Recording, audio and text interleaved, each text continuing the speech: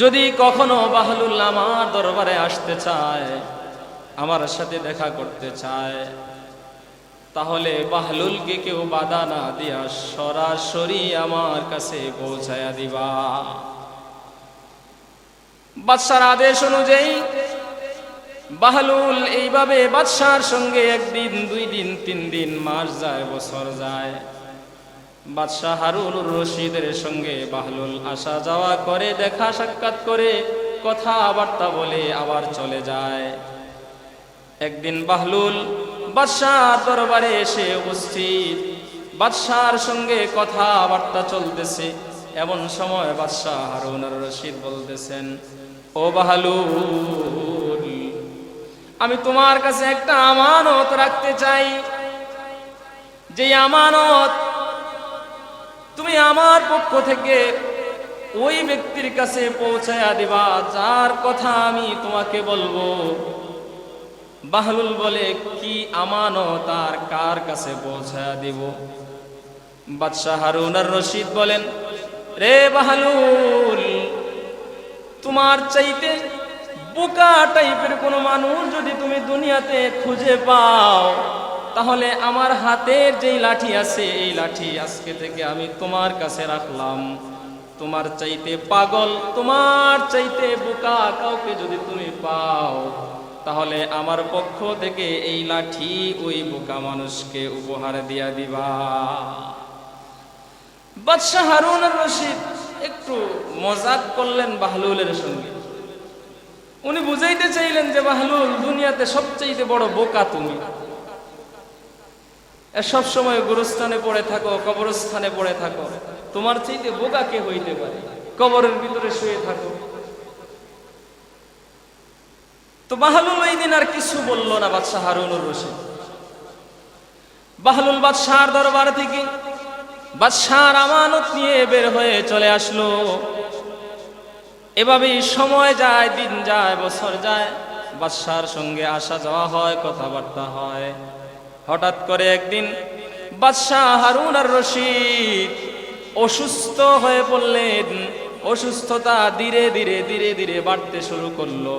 এমন অবস্থায় গিয়ে পৌঁছেছে বাদশাহ হারুনুর রশিদ, তিনি অসুস্থতা এমন অবস্থায় গিয়ে পৌঁছেছে, বিছানায় শয্যাশয়ী হয়ে পড়েছে। ওনার চিকিৎসক বলতেছে, ও বাদশাহ, হয়তো আপনি আর বেশি দিন এই দুনিয়ায় বাঁচবেন না, দুনিয়ার সফর হয়তো আপনার শেষ হয়ে যাচ্ছে। এই কথা যখন বাহলুলের কানে পৌঁছাইল, বাহলুল যখন শুনল বাদশাহ হারুনুর রশিদ অসুস্থ হয়ে পড়েছেন, এত বেশি অসুস্থ, বিছানা থেকে তিনি উঠতে পারেন না, বাদশার দরবারে বাহলুল দৌড়ে আসলো দেখার জন্য বাদশার কি হালত। বাহলুল আইসা বলতেছে, ও বাদশাহ, কি খবর আপনার? কেমন আছেন? দিন কেমন যাচ্ছে? বাদশাহ হারুনুর রশিদ বলতেছেন, ও বাহলুল, তুমি কি দেখো না আমার কি অবস্থা? বিছানা থেকে উঠতে পারি না। আমার চিকিৎসক আমাকে বলছে বেশি দিন হয়তো আমি আর বাঁচব না। আমি দীর্ঘ একটা সফরের জন্য তৈরি হচ্ছি। আমি এমন একটা সফরের জন্য তৈরি হচ্ছি, অনেক লম্বা সফর। আমার সফর থেকে ফিরে আসার কোনো আর সম্ভাবনা নাই। এবার বাহলুল বলতেছে, ও বাদশাহ, এ কেমন সফর?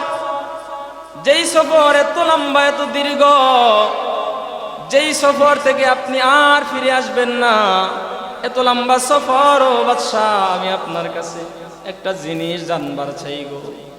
আপনি যে এত লম্বা সফরে যাবেন, দুনিয়াতে আপনি অল্প থেকে অল্প একটু দূরে সফরে গেলেও আপনি অনেক সৈন্য পাঠান, অনেক সৈন্য আপনি রাস্তার মধ্যে রাখেন, আপনার রাস্তা পরিষ্কার করার জন্য, শত্রু থেকে রাস্তা হেফাজত করার জন্য। আবার আপনি সৈন্য পাঠান তাবু তৈরি করার জন্য।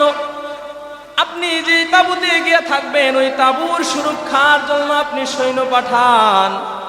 ও বাদশাহ, আমি জানতে চাই, আপনি লম্বা সফরে যাবেন, ওই সফরে যাওয়ার রাস্তায় আপনি কেমন সৈন্য পাঠাইলেন? আপনি যেখানে যাবেন ওই জায়গায় তাঁবু তৈরি করার জন্য কত সৈন্য পাঠাইলেন? কি ব্যবস্থা করলেন থাকার জন্য? বাহলুল যখন বাদশাকে এই ধরনের প্রশ্ন করতেছে, বাদশাহ বাহলুলের দিকে তাকিয়ে বলতেছে, ও বাহলুল, আমি তোমাকে পাগল মনে করতাম, মজনু মনে করতাম, এত পাগল আমি তো তোমাকে ভাবি নাই।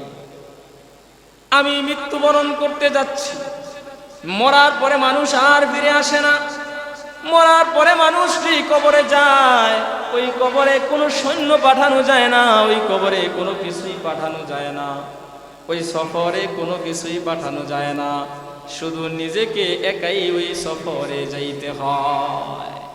এবার বাহলুল বলতেছে, ও বাদশা, আপনি এমন একটা সফরে যাবেন যেখানে সৈন্য পাঠাইলেন না, কিছুই পাঠাইলেন না, একা যাবেন, কোনো কিছুই পাঠানো যায় না, ওই জায়গার জন্য কোনো কিছুই তৈরি করলেন না। ও বাদশা, আপনার কি মনে আছে অনেক দিন আগে আপনি আমাকে একটা আমানত দিয়েছিলেন, যে আমানত বলছিলেন আমার চাইতে বোকা কাউকে যদি পাই এই আমানত হস্তান্তর করার জন্য। ও বাদশা,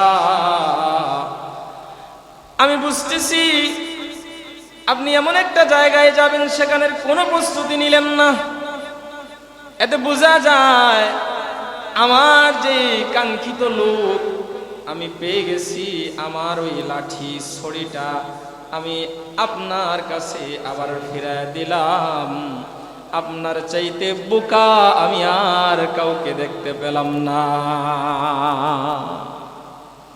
বাহলুল বুঝাইতে চাইল যে আপনি এমন একটা জায়গায় যাইবেন যেখান থেকে ফিরে আর আসবেন না, ওই জায়গার জন্য কোনোই প্রস্তুতি নিলেন না, তা আপনার চাইতে বোকা তো আর কেউ নাই। তো এই লাঠির উপযুক্ত মানুষ আপনি, লাঠির উপযুক্ত মানুষ আপনি, আপনার লাঠি আপনিই রাখেন।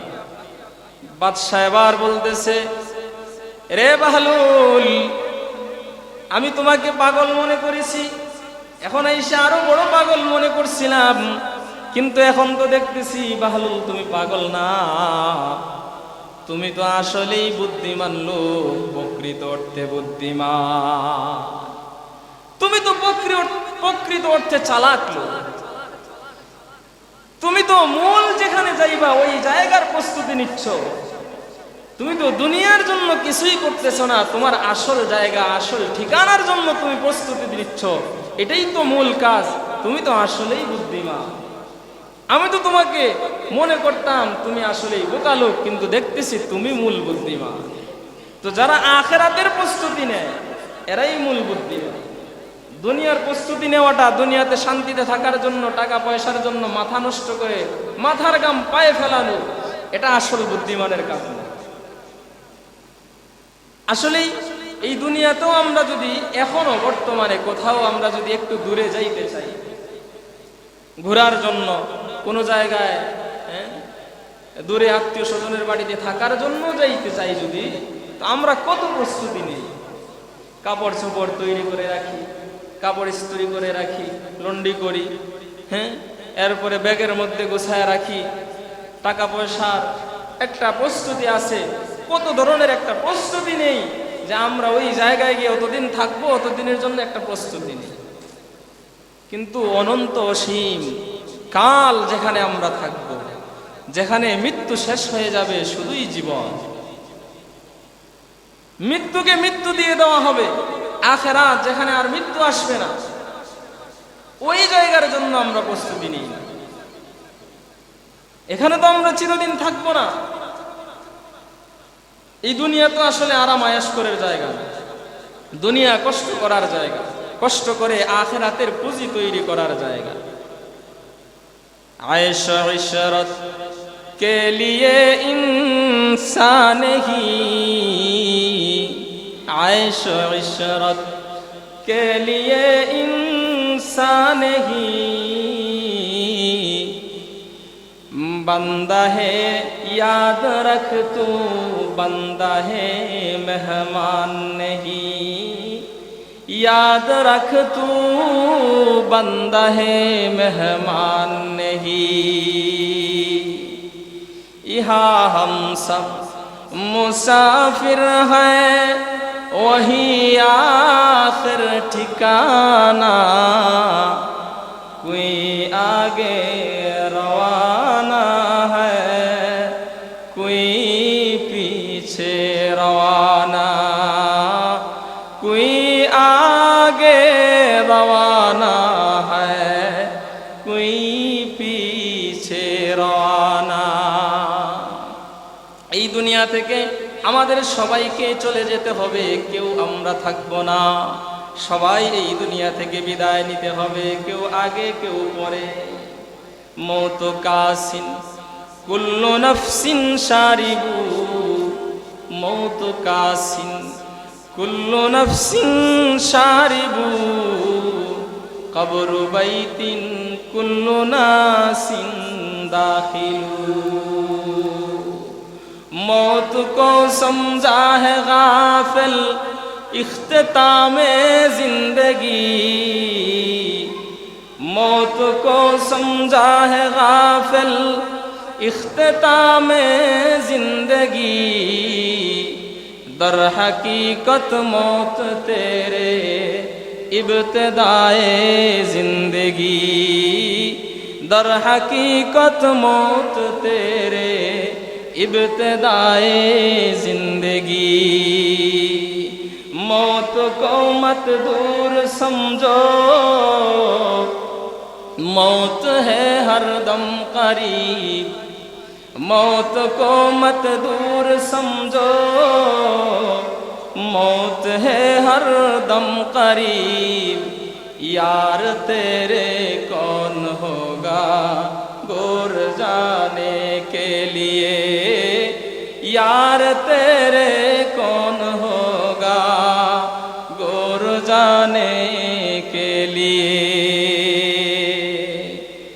এই দুনিয়া থেকে আমাদের সবাইকে চলে যেতে হবে। অল্প একটু সময় নিয়ে, হায়াত নিয়ে আমরা এই দুনিয়াতে এসেছি। দুনিয়ার জীবন, এই জীবন 60 বছর 70 বছর, 60-70 বছরের জিন্দেগি নিয়ে এই দুনিয়াতে আমরা এসেছি। এই 60-70 বছরের জিন্দেগি আমরা হেলায় খেলায় কাটিয়ে দিচ্ছি। শিশুকাল কাটিয়ে গেছে, কিশোর সময় চলে গেছে, যৌবনে এসে আমরা আমাদের সময়টাকে আমরা বিভিন্ন খেলাধুলায় বিভিন্ন সময় নষ্ট করে ফেলছি। যদিও অল্প একটু সময় আমরা আল্লাহর ইবাদত বন্দেগী করি, এই অল্প একটু ইবাদত বন্দেগী দিয়া, অল্প নামাজ দিয়া, অল্প একটা রোজা দিয়া, কয়েকটা রোজা দিয়া আল্লাহ তাআলার সামনে আমরা কিভাবে দাঁড়াবো? যদি একটা বার দিল খুলে যদি দিমাগ লাগায়া যদি চিন্তা করি যে আল্লাহ তাআলার সামনে একদিন আমাদেরকে দাঁড়াইতে হবে, আল্লাহ তাআলার সামনে আমাদেরকে হাজিরা দিতে হবে, আল্লাহ তাআলার সামনে আমাদেরকে আমাদের জীবনের হিসাব দিতে হবে, এমন চিন্তা যদি আমরা করি, তাহলে ওই মানুষ, যেই মানুষ এমন চিন্তা করবে, ওই মানুষের দ্বারা কোনোদিন গুনার কাজ হওয়া সম্ভবপর নয়। ওই মানুষের দ্বারা কোনোদিন নামাজ ছাড়া সম্ভব না, ওই মানুষের দ্বারা কোনোদিন রোজা ছাড়া সম্ভব না, ওই মানুষের দ্বারা কোনোদিন নাফরমানি, আল্লাহর নাফরমানি করা সম্ভব না। ওই মানুষের দ্বারা কোনোদিন সুদখোর ঘুষখোর হওয়া সম্ভব না। ওই মানুষটা, যেই মানুষটা পরকালের চিন্তা করবে, আখিরাতের চিন্তা করবে, আল্লাহ তাআলার সামনে দাঁড়াইবার চিন্তা করবে, ওই মানুষটা কোনোদিন প্রতিবেশীর হক নষ্ট করার চিন্তা না, ওই স্বামী তার স্ত্রীর হক নষ্ট করার কথা না, ওই স্ত্রী তার স্বামীর হক নষ্ট করার কথা না। এইভাবে যদি কেউ আখিরাতের চিন্তা করে, আল্লাহ তাআলার সামনে দাঁড়াইবার চিন্তা করে, কবি বড় সুন্দর করে বলেন, আরে আকল না হো গাফিল, আরে আকল না হো গাফিল, तुझे दुनिया से जाना है कि एक दिन अपना मुंह खुदा को भी दिखाना है, कि एक दिन अपना मुंह खुदा को भी दिखाना है। যদি কেউ চিন্তা করে আমাকে আল্লাহ তাআলার সামনে দাঁড়াইতে হবে, আল্লাহ তাআলার সামনে আমাকে হাজিরি দিতে হবে, আল্লাহ তাআলার সামনে আমার চেহারা দেখাইতে হবে, তাহলে ওই মানুষটার দ্বারা গুনার কাজ করা সম্ভব না, ওই মানুষটার দ্বারা অন্যায় কাজ করা সম্ভব না, ওই মানুষটার দ্বারা হক মারা সম্ভব না। এমনই একজন মানুষ ছিলেন হযরত ওমর রাদিয়াল্লাহু তাআলা আনহুর জামানায়। হযরত ওমর রাদিয়াল্লাহু তাআলা আনহু খলিফাতুল মুসলিমিন, যখন তিনি খলিফা ছিলেন, আমিরুল মুমিনিন ছিলেন, উনি প্রায় সময় সফরে বের হইতেন, আবার কখনো কখনো ছদ্মবেশ ধারণ করে সফর করতেন। একদিন খলিফাতুল মুসলিমিন হযরত ওমর রাদিয়াল্লাহু তাআলা আনহু সফরে বের হলেন, লম্বা সফর করতেছেন। সফরের সময় তিনি লং টাইম যখন সফর হচ্ছে, ওনার সাথে যে খাবার ছিল, পানি ছিল, এই খাবার পানি শেষ হয়ে গেছে। সফর করতে করতে একটা সময় প্রচন্ড রকমের পেটের মধ্যে খিদা লাগছে, খাবার না খাইলে আর চলা সম্ভব না। চতুর্দিকে খোঁজ লাগাইছেন, কোথাও কোনো খাবার পাওয়া যায় কিনা দেখো, একটু খোঁজ কইরা দেখো। হঠাৎ করে দেখা যায় পাহাড়ের পাদদেশে একটা ছাগলের পাল দেখা যায়, একটা ছাগলের পাল দেখা যায়, কে যেন ছাগল চড়াইতেছে। হযরত ওমর রাদিয়াল্লাহু তাআলা আনহু আগায় গেলেন, গিয়া ওই ছাগলের মালিকরে খুঁজতেছেন, কে চড়াইতেছে তারে খুঁজতেছেন। খুঁজতে খুঁজতে দেখা যায় একটা মানুষ, একটা বালক ছাগলগুলাকে চড়াইতেছে মাঠের মধ্যে, পাহাড়ের পাদদেশে।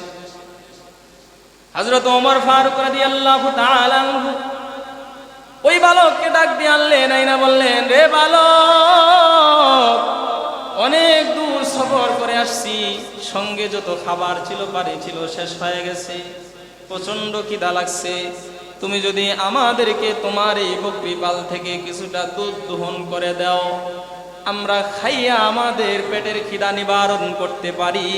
যদি চাও তাহলে আমরা তোমার এই দুধের যত মূল্য আসে এই মূল্যটা আমরা পরিশোধ করে দিব, কোনো সমস্যা নাই। আমিরুল মুমিনিন ওমর রাদিয়াল্লাহু তাআলা আনহু এই কথা বলতেছে।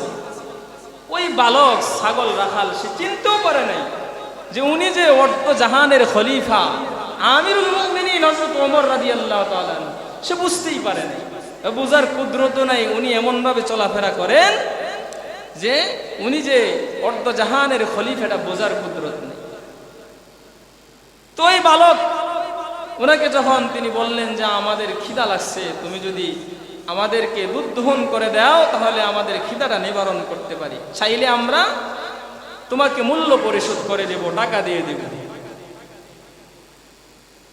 আশ্চর্যের ব্যাপার হলো হযরত ওমর রাদিয়াল্লাহু তাআলা আনহু ওই বালককে যখন এই কথা বললেন, বালকটা এমন একটা জবাব দিছে, এই জবাবটা শোনার পরে ওমর রাদিয়াল্লাহু তাআলা আনহু কিছুটা আশ্চর্যান্বিত হলেন। বালকটা কি জবাব দিল?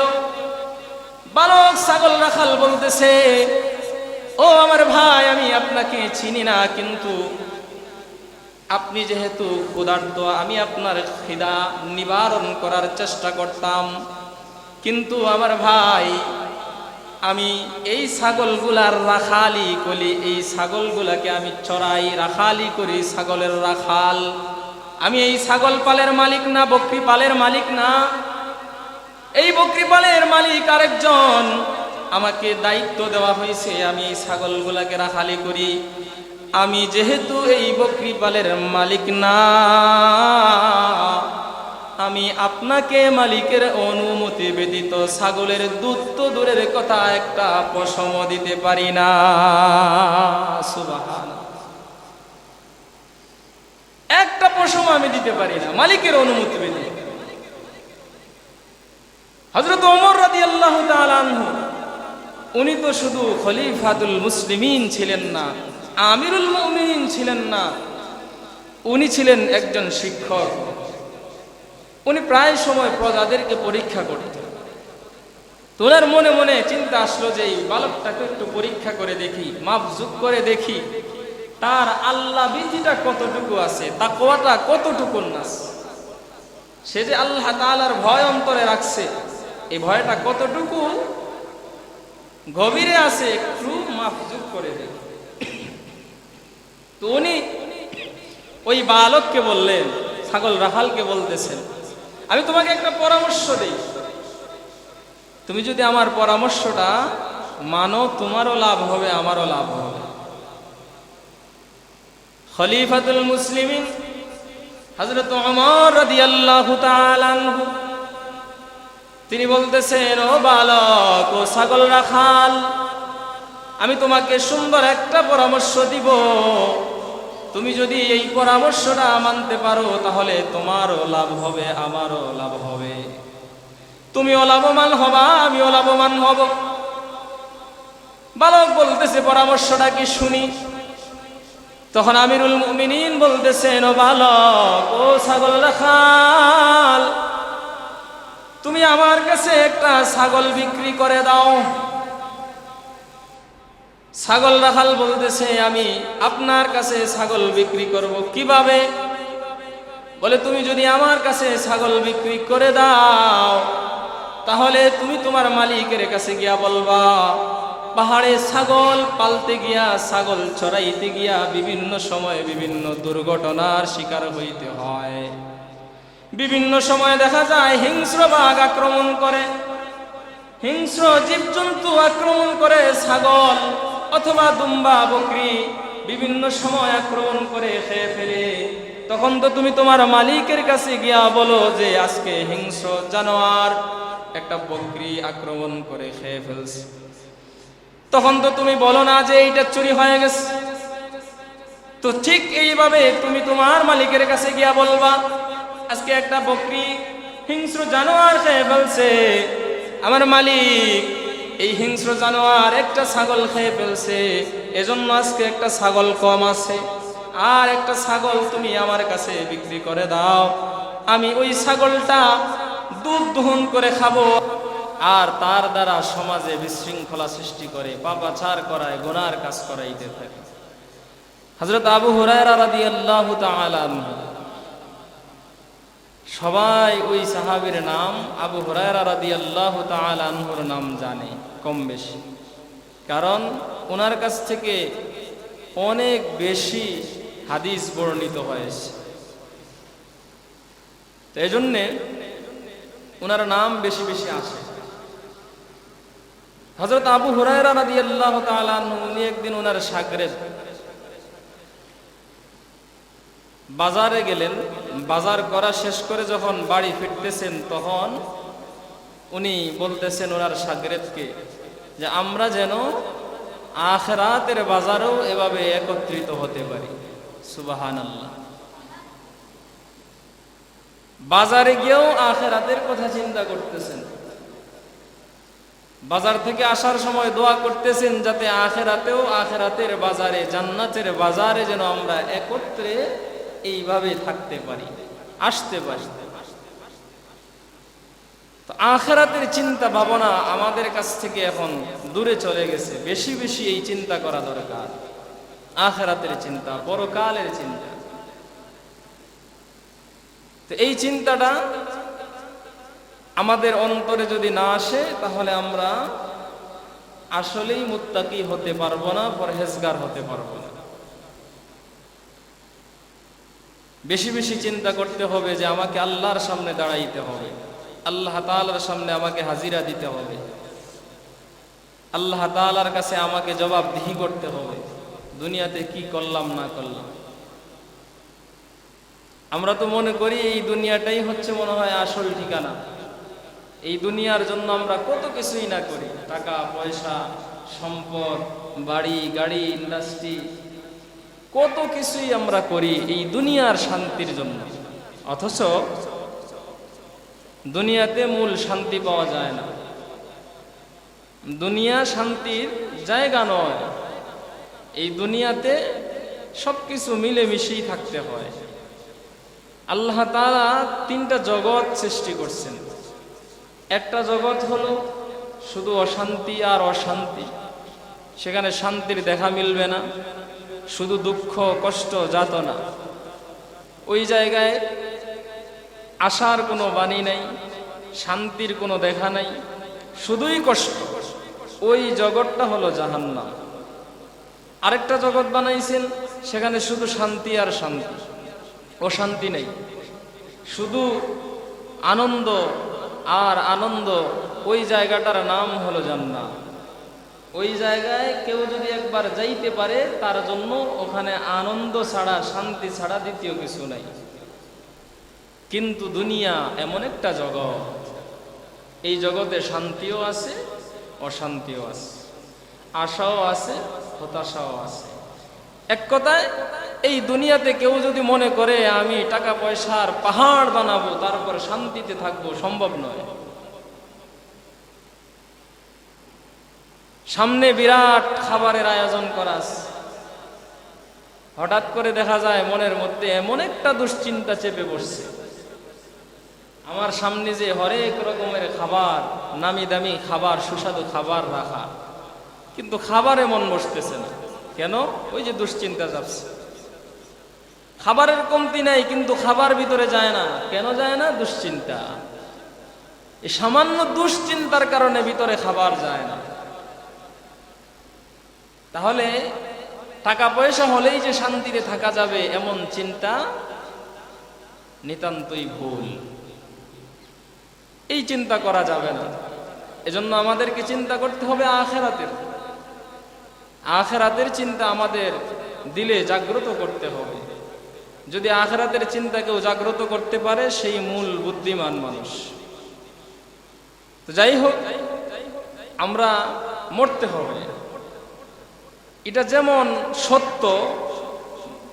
দুনিয়াতে এমন কোনো মানুষ নাই, দল মতের, ধর্ম বর্ণর, আল্লাহকে বিশ্বাস করে না এমন মানুষও বিশ্বাস করে যে মরতে হবে। কিন্তু মরার পরে কি হবে, ওই চিন্তাটা কেউ করে না। মরার পরে কি হবে, ওই চিন্তাটা কেউ করে না। একটা ঘটনা আছে, অতীতে যত রাজা বাদশারা বিদায় নিয়েছেন এই দুনিয়া থেকে, তাদের মধ্যে একজন বাদশাহ ছিলেন, বাদশাহ হারুন আর রশিদ রহমতুল্লাহ আলাইহি। তো উনার জামানায় একজন মজনু আল্লাহর ওলি ছিলেন, পাগল টাইপের আল্লাহর ওলি ছিলেন, যার নাম ছিল বাহলুল। উনাদের একটা শিক্ষণীয় ঘটনা আছে। তো বাদশাহ হারুন আর রশিদ রহমতুল্লাহ আলাইহি, উনি উনার রাজ দরবারে ঘোষণা করছেন যে বাহলুল যদি কখনো আমার সঙ্গে দেখা করতে আসে, তাহলে তাকে কেউ বাধা দিবা না, সরাসরি আমার কাছে পৌঁছাইয়া দিবা। কারণ বাহলুলের সঙ্গে বাদশার একটা সম্পর্ক ছিল, ভালো একটা সখ্যতাপূর্ণ সম্পর্ক ছিল। তো বাদশাহ ঘোষণা দিলেন